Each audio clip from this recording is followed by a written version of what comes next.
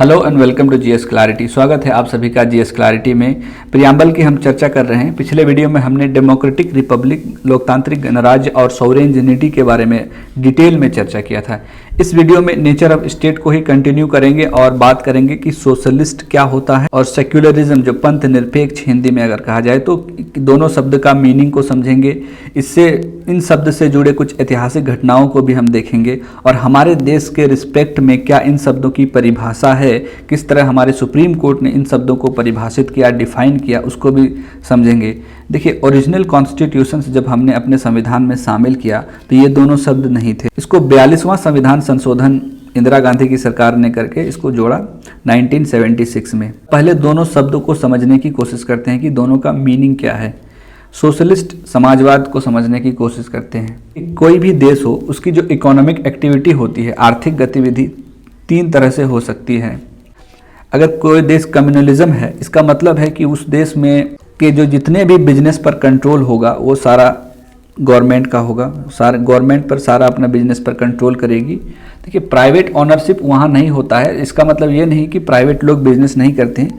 Private लोग business करते हैं, लेकिन सरकार एक बाउंड्री, सीमा तय कर देती है कि कोई भी कंपनी अगर मान लेते हैं 1 साल में 100 करोड़ कमाती है, टर्नओवर करती है, तो वो उसको रख ले। 100 करोड़ को अगर वो पार कर जाए, 120 करोड़ मान लेते हो गए, तो वो 20 करोड़ सरकार के हिस्से में आ जाएगा। वो उसका बेनिफिट लोगों को दे देगी। इसका जस्ट अपोजिट होता है कैपिटलिज्म, पूंजीवाद हिंदी में जिसको कहा जाता है। पूंजीवाद में होता क्या है कि सरकार अपने इकोनॉमिक एक्टिविटी पर, आर्थिक गतिविधि पर पैर पीछे कर लेगी और वो प्राइवेट लोगों को दे देगी। प्राइवेट ओनरशिप होगा उसकी, कंपनियां, बड़ी बड़ी जितनी भी बड़ी कंपनियां, छोटी कंपनियां होगा, यानी बिजनेस पर सारा कंट्रोल प्राइवेट लोग करेंगे।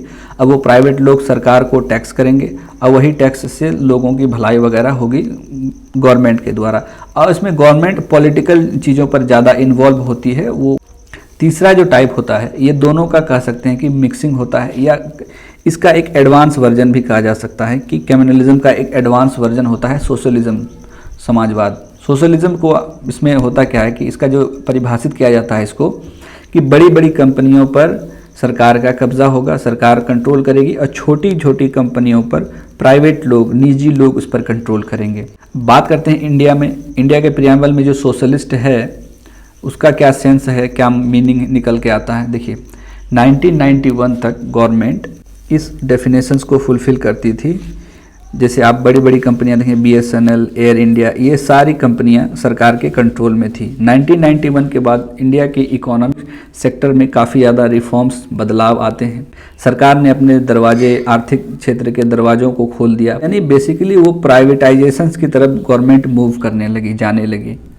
तो इसे कहा जाता है कि 1991 के बाद जो इकोनॉमिक एक्टिविटी रही इंडिया की, वो डायमेंटल रही, कि वो लोगों को भला करना चाह रही थी और वो प्राइवेटाइजेशंस की तरफ भी बढ़ रही थी। अभी तक लगभग देखा जाए कि इंडिया में जो इकोनॉमिक सेक्टर है वो 70%, 70% प्राइवेटाइजेशंस हो चुका है। सवाल ये होता है कि क्या इंडिया में सोशलिज्म, सोशलिस्ट की मीनिंग चेंज हुई है? अगर चेंज हुई है तो वो क्या मीनिंग है, उसको देखते हैं। देखिए, जस्टिस KG बालाकृष्णन का कहना है कि जब सोशलिस्ट या सोशलिज्म शब्द को आप जब डिफाइन कर रहे हो कि बड़ी बड़ी कंपनियां सरकार के कब्जे में, छोटी कंपनियां प्राइवेट लोगों को, ये जो डेफिनेशंस है, ये डेफिनेशंस उन देशों के द्वारा दी गई है जो कम्युनलिस्ट थे। काफ़ी एक नैरो सेंस में है, जो इंडिया में इस तरह का पॉसिबल नहीं है। सुप्रीम कोर्ट में जब 1991 के बाद कुछ रिफॉर्म्स वगैरह हुए इकोनॉमिक सेक्टर में, तो कई सारे केस भी गए। उन्हीं में से एक केस था Samatha versus state of Andhra Pradesh का केस था।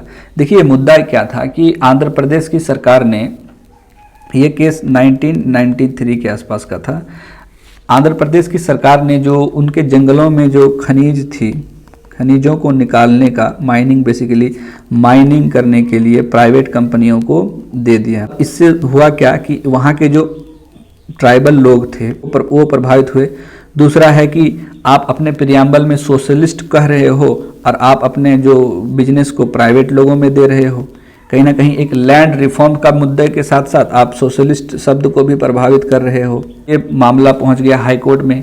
हाई कोर्ट ने भी गवर्नमेंट के फेवर में ही दे दिया डिसीजन। अब इससे लोग पहुंच गए सुप्रीम कोर्ट। तो सुप्रीम कोर्ट ने एक बहुत ही बेहतरीन इस शब्द को डिफाइन किया कि देखिए, सरकार का मकसद होना चाहिए लोगों की भलाई। सुप्रीम कोर्ट ने कहा कि सरकार का मकसद होना चाहिए नागरिक को भलाई करे, अच्छी सुविधा, अच्छी वस्तु सुविधा प्रदान करे। बेसिकली वो समाज में जो आय के स्तर पर असमानताएं हैं, सोशियो इकोनॉमिक इनइक्वालिटी को ख़त्म करने की कोशिश करे, मकसद ये होना चाहिए। उन्होंने कहा कि जो हमारे देश के जो वर्किंग पीपुल है, मजदूर क्लास है, उसकी ज़िंदगी को, उनके इनकम को बेहतर बनाए, उसको एक स्टैंडर्ड लाइफ देने की कोशिश करे और एक उनकी गरीबी रेखा के जो नीचे लोग रह रहे हैं उसको ऊपर लाने की कोशिश करे, पॉवर्टी को ख़त्म करने की कोशिश करे। इसके लिए देखिएगा सरकार कई तरह की कार्यक्रम को भी चलाती है, जैसे कि MG नरेगा, प्रधानमंत्री आवास योजना, राशन कार्ड, जो नेशनल फूड सिक्योरिटी एक्ट 2013, ये इस तरह के कार्यक्रम को चलाने की कोशिश करती है। तो हमारे देश के रिस्पेक्ट में सोशलिज्म का डेफिनेशंस की मीनिंग चेंज हुई कि सरकार लोगों की ज़िंदगी को बेहतर बनाने की कोशिश करे, ना कि बड़ी कंपनियां गवर्नमेंट के कब्जों में और छोटी कंपनियां, प्राइवेट लोग इस बात पर उलझे रहे। ठीक, अब हमारे देश के संविधान में देखेंगे इसका, तो आर्टिकल 17 को देखिए, जो सोशलिज्म को रिप्रेजेंट करता है, सोशलिस्ट को, कि हमने छुआछूत को समाज के अंदर खत्म करके समानता लाने की बात की, फंडामेंटल राइट्स के अंदर, मौलिक अधिकार के अंदर। इसके बाद हमने आर्टिकल 39 को, आप क्लॉज ए क्लॉज बी को देखिएगा तो कि एडिक्वेट मीन्स ऑफ लाइवहुड, मतलब ज़िंदगी गुजारने के लिए जो कुछ पर्याप्त चीज़ें होनी चाहिए लोगों को, सरकार वो देने की कोशिश करे। इसके अलावा जो चीज़ों पर कॉमन डिस्ट्रीब्यूशंस हो, समान रूप से वितरण होना चाहिए। एक सवाल यहाँ होना चाहिए कि सोशलिस्ट शब्द ओरिजिनल कॉन्स्टिट्यूशंस में नहीं था, तो क्या BR अम्बेडकर जो हमारे ड्राफ्ट कमेटी के हेड थे, BR अम्बेडकर बाबा साहब, तो उन्होंने इस शब्द को ओरिजिनल प्रियम्बल में क्यों नहीं जोड़ा? क्या बाबा साहब अम्बेडकर कैपिटलिस्ट थे या कम्युनलिज्म को फेवर करते थे, उनके पक्ष में थे? उन्होंने इस शब्द को लेकर जो आर्ग्यूमेंट दिया था, उन्होंने कहा कि जो सोशलिस्ट शब्द है कि बड़ी बड़ी कंपनियां सरकार के कब्जे में रहेगी, छोटी कंपनियां लोगों के कब्जे में रहेगी, प्राइवेट कंपनीज के हाथ में रहेगी। अगर मैं प्रियम्बल में सोशलिस्ट शब्द को जोड़ दिया और इससे बेहतर फ्यूचर में कुछ नए अच्छे चेंज करने के लिए कुछ ऑप्शन होगा, तो उसको करने के लिए गवर्नमेंट को ये शब्द रोक देगा, इसीलिए उन्होंने नहीं जोड़ा। एग्जाम्पल से समझते हैं कि क्या उनका कहने का सेंस था। जैसे कि 2024 में इलेक्शंस हैं, नेक्स्ट ईयर, अगले साल 2024 में सलमान खान एक पार्टी को लॉन्च करते हैं, बीइंग ह्यूमन पार्टी। इस पार्टी ने अपने मैनिफेस्ट में कहा, हर पार्टी अपना अपना मैनिफेस्ट निकालती है कि क्या हम भलाई करेंगे लोगों में, समाज में। तो उसी तरह सलमान खान की पार्टी ने मैनिफेस्ट में कहा कि अगर 2024 में हम चुनाव जीतते हैं तो हम 5G डेटा को फ्री कर देंगे पूरे भारत में। लोगों ने इस पार्टी को वोट किया और इस पार्टी ने चुनाव जीत भी लिया, और चुनाव जीतने के बाद उन्होंने 5G डेटा को फ्री भी कर दिया। नेक्स्ट ईयर 2025 में 6G लॉन्च हो गया। अब लोग चले गए इस पार्टी के पास कि आपने 5G डाटा तो हमें दिया फ्री में, अब इससे बेहतर वाला आ गया है 6G, वो भी दे दो हमें। तो वो पार्टी इसको लोगों को रिजेक्ट करेगी पार्टी कि भाई हमने 5G का वादा किया, आप 6G मांग रहे हो, ये नहीं हो सकता, ये पॉसिबल नहीं है। तो कहीं ना कहीं BR अम्बेडकर का, बाबा साहब का यही कहना था कि अगर मैं सोशलिस्ट को प्रियम्बल शब्द में जोड़ देता हूँ तो फ्यूचर में कुछ नए चेंज, कुछ नए रिफॉर्म्स अगर आते हैं, कुछ नए बदलाव, इससे बेहतर कि समाज अच्छे से, इससे बेहतर तरीके से डेवलप करेगा इस चीज़ों को अपना कर, नए चीज़ों को, तो उसको करने के लिए गवर्नमेंट को रोक देगी। एक सवाल ये भी है कि फिर 42nd अमेंडमेंट एक्ट 1976 में फिर प्रियम्बल में इस शब्द को क्यों जोड़ा गया? देखिए, हमारा देश भारत शुरू से ही सोशलिस्ट को ही रिप्रेजेंट करता था। आज ये शब्द प्रियम्बल में नहीं था, इसका ये मतलब नहीं था कि हम सोशलिस्ट नहीं थे। हम सोशलिस्ट शुरू से थे, हमने समाज में भलाई करना, शुरू से ही हमने समाज में भलाई की। लेकिन इस शब्द को 1976 में जोड़ने का सिर्फ एक ही रीज़न था, दो रीज़न कहा जा सकता है कि एक तो इमरजेंसी था, इमरजेंसी लागू हुआ। इमरजेंसी में हुआ क्या कि मजदूर क्लास जो था, जो लेबर क्लास, काफ़ी ज़्यादा एक्सप्लॉइट हुआ, काफ़ी ज़्यादा परेशान भी हुआ उसमें। तो इंदिरा गांधी ने बस मजदूर क्लास को खुश करने के लिए, कहा जा सकता है कि एक पॉलिटिकल मूव था, और ऐसा नहीं था कि हम 76 में जोड़ दिए इस शब्द को, इसके बाद ही हम सोशलिस्ट हुए, इससे पहले हम कुछ और इकोनॉमिक एक्टिविटी कर रहे थे, ऐसा नहीं था। तो हमने सोशलिस्ट शब्द को समझा, क्या सोशलिस्ट शब्द का मीनिंग है, इसकी कुछ ऐतिहासिक घटनाओं को भी हमने देखा। नेक्स्ट शब्द है सेक्युलर, उसके बारे में हम चर्चा करते हैं। सेक्युलरिज्म के बारे में बात करेंगे कि सेक्युलरिज्म होता क्या है और सेक्युलरिज्म का कंसेप्ट क्या है, वेस्टर्न कंट्रीज़ के हिसाब से क्या सेकुलरिज्म का कंसेप्ट है और इंडिया में सेकुलरिज्म का कंसेप्ट क्या है। सेकुलरिज्म पंथ निरपेक्ष, अगर आम बोलचाल में हमारी यही समझ है कि कई सारे धर्म, ग्रुप, जाति के लोग एक साथ मिलकर रहें तो हम कहते हैं कि वो स्टेट सेकुलरिज्म है। देखिए, सबसे पहले समझेंगे कि इस शब्द का इमरजेंस उत्पत्ति कहाँ से हुई और वेस्टर्न कंट्रीज़ के हिसाब से इसका क्या कॉन्सेप्ट है सेकुलरिज्म का। इस शब्द का इमरजेंस यूके से होता है। फ्रेंच रेवोल्यूशंस के बाद जो है रिलीजियन जो है वो पॉलिटिक्स में काफ़ी ज़्यादा वो रुचि दिखाने की कोशिश करने लगा। इस वजह से स्टेट को काम करने में काफ़ी ज़्यादा प्रॉब्लम्स होने लगे, नियम कानून बनाने में काफ़ी प्रॉब्लम फेस करना पड़ने लगा। तो दोनों में एक कॉमन डिसीजन हो गया, एक बीच में दीवार खींच दी गई कि रिलीजियंस ना ही इस पॉलिटिक्स में इन्वॉल्व होगा, इंटरेस्ट लेगा और ना ही स्टेट पॉलिटिक्स के काम में कोई दखल अंदाजी करेगा। दोनों के बीच में एक दीवार खड़ी कर दी गई और दोनों को एक अलग अलग पार्ट में रख दिया गया।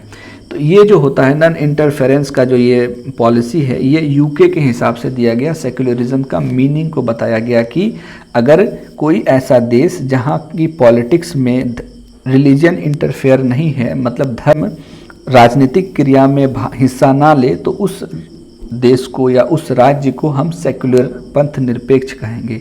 इस तरह का कंसेप्ट इंडिया में पॉसिबल नहीं था। रीजंस क्या था कि इंडिया में इस तरह के कंसेप्ट को, आप धर्म को नेग्लेक्ट करके नियम कानून वगैरह नहीं बना सकते थे, उसके रीजंस को समझते हैं। देखिए, हमारे धर्म में कई ऐसी चीज़ें थीं जो समाज में असमानता को बढ़ावा देती थी और संविधान निर्माताओं को इस बात का एहसास भी था। वो मानते थे कि कॉन्स्टिट्यूशंस इंडिया में एक टूल किट की तरह काम करे, समाज में एक इक्वालिटी लाने की, समाज में समानता लाने के लिए काम करे और धार्मिक रिफॉर्म, रिलीजियस रिफॉर्म्स को लाने के लिए भी इसका इस्तेमाल किया जाए। देखिए, कॉन्स्टिट्यूशंस मेकर जानते थे कि इंडिया में आप धर्म को छोड़कर कानून नहीं बना सकते हैं। इंडिया में धर्म एक इंसेपरेबल पार्ट है, यहाँ के लोग काफ़ी ज़्यादा धार्मिक हैं। तो हमें एक ऐसा कानून बनाना है कि धर्म में भी कोई छेड़खानी ना हो और हमारा संविधान भी समाज में समानता लाने का प्रयास करे। तो हमारे देश के अंदर सेक्युलरिज्म का कंसेप्ट क्या दिया उन लोगों ने, उसको देखते हैं कॉन्स्टिट्यूशंस मेकर ने। उन्होंने कहा कि स्टेट का कोई अपना धर्म नहीं होगा, पहला चीज़। दूसरा कि स्टेट ना ही किसी धर्म के पक्ष में रहेगा, फेवर में, ना ही किसी धर्म को डिस्क्रिमिनेट करेगा, नेग्लेक्ट करने की कोशिश करेगा। और तीसरा कि धर्म के मामलों पर, धर्म की जो आर्थिक गतिविधि होगी या प्रमोशंस के लिए, उस पर टैक्स नहीं लगेगा। इसके अलावा उन्होंने कहा कि कोई भी व्यक्ति, इंडिया में रहने वाला कोई भी व्यक्ति किसी भी धर्म को वो मान सकता है और वो अपनी इच्छा से किसी भी धर्म को प्रैक्टिस कर सकता है। तो इंडिया का सेकुलरिज्म का कॉन्सेप्ट कुछ इस तरह का था। देखिए, एक इम्पॉर्टेंट बात ये रहा कि हमारे देश के कॉन्सेप्ट जो सेकुलरिज्म को लेकर रहा, उन्स मेकर को ने कहा कि बेसिकली हमारा मकसद है समाज में इक्वालिटी को लाना, समानता को लाना।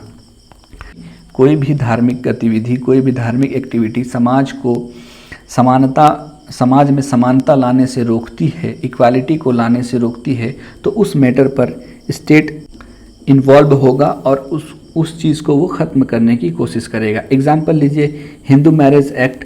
हिंदू मैरिज एक्ट के आने से पहले 1955 में हिंदू मैरिज एक्ट आता है। इससे पहले जो हिंदू धर्म में 2 बीवी रखने का अधिकार था, हिंदू मैरिज एक्ट के द्वारा इसको ख़त्म कर दिया गया। अभी रिसेंट का अगर एग्जाम्पल लें तो एबोल्यूशंस ऑफ ट्रिपल तलाक, जिसमें मुस्लिम महिलाओं को जो तलाक देने की जो प्रोसेस थी कि इसको भी ख़त्म कर दिया गया। ठीक है, तो कहीं ना कहीं हमारा कॉन्सेप्ट सेकुलरिज्म एक समाज में इक्वालिटी लाने की बात करता है और वैसी धार्मिक एक्टिविटी जो समाज में असमानता को बढ़ावा देती है, उस चीज़ को स्टेट उस मामलों पर इंटरफेयर करके उसको ख़त्म करने की कोशिश करता है। ये रहा हमारा कॉन्सेप्ट ऑफ सेकुलरिज्म इंडिया के रिस्पेक्ट में। अब फ्रेंच कॉन्सेप्ट को अगर देखेंगे तो वहाँ भी काफ़ी ज़्यादा स्ट्रिक्ट है।